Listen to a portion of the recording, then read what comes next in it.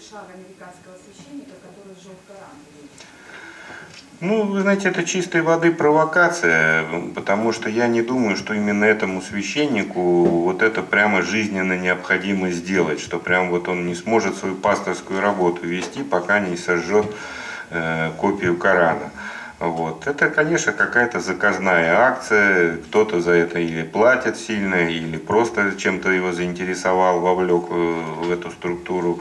Вот. Цели этой провокации совершенно понятны, чтобы спровоцировать беспорядки в мусульманской среде, чтобы где-то произошел стихийный митинг, и толпа на эмоциях что-нибудь разгромила, а может быть и убила кого-нибудь, и потом можно сказать, вот смотрите, какие дикари эти мусульмане, что вот, значит, там от того, что кто-то свои негативные отношения выразил к их религии, они вот готовы убивать людей.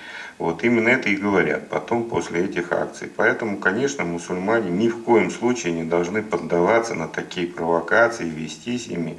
Тем более, что устраивать беспорядки, погромы – это вообще харам, то есть запрещено для мусульман. Выразить отношения можно спокойно и цивилизованно, там муфтии могут какое-то заявление принять.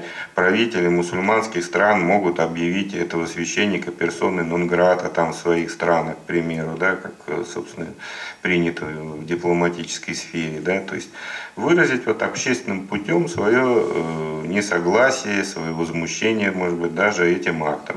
Но при этом следует помнить, что те, кто твердят, а по телевизору я сам слышал в новостях, там, в Пакистане, где-то еще там, люди из толпы кричат, вот осквернил Коран, это люди немножко необразованные, невежественные, прямо скажем, потому что осквернить Коран невозможно. Коран – это слово Аллаха, вот, и на бумаге, так сказать, мы имеем только некие человеческие знаки, которые нам просто дают указание на то, что за ними стоит слово Аллаха, которое мы через них просто постигаем, а само слово Аллаха осквернить невозможно.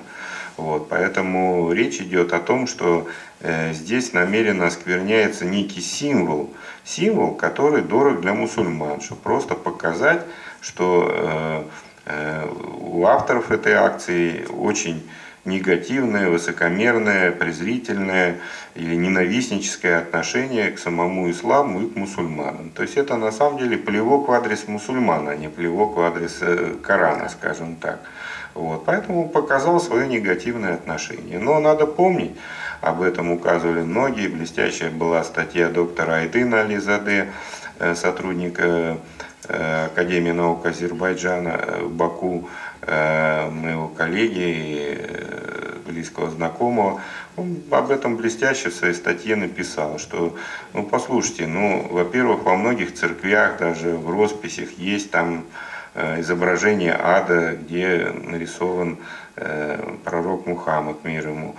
Есть божественная комедия Данте, где, так сказать, об этом же самом словесно говорится. Да?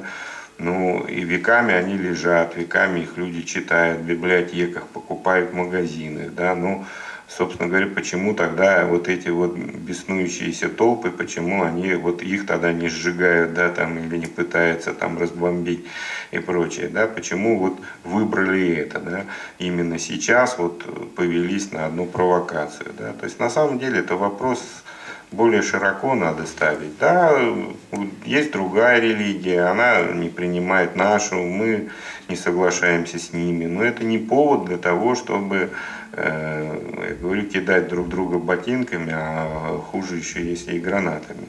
Вот, поэтому нужно просто, когда такая провокация, делать заявление об этом, но ни в коем случае не допускать никаких беспорядков.